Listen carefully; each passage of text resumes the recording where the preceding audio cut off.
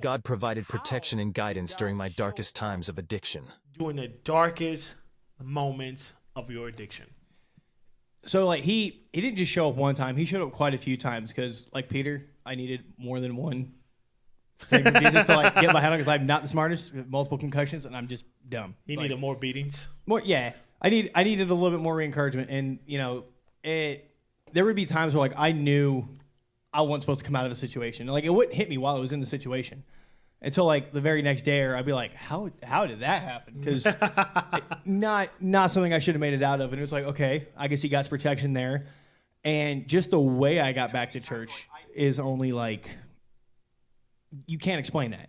I met people who I hadn't seen in a long time that we just started talking again over, you know, got together as friends, and then she found this church, and then she's like, hey, you should just come with me, because I was like, oh yeah, you know, I was looking for a new church, got to that church, and it was like, I didn't have to do anything, dude. It was all kind of just like, boop, bop, bing, boom, and I'm here. But it was, just because you can't explain it doesn't mean it's not good.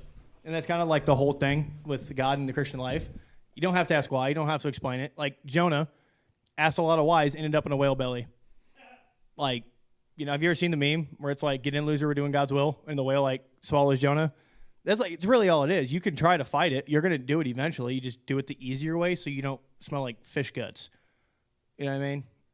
Like fish guts Christian. So, but yeah, I mean, like car accidents that I was not the driver of. I want to make that clear. I was not the driver of the car. But we almost got in a few wrecks, just times where we gotten pulled over, and me and the buddy I was with were beyond legal limits on multiple things in our bodies. And somehow we got let go of the warning both times. Actually, more than both times.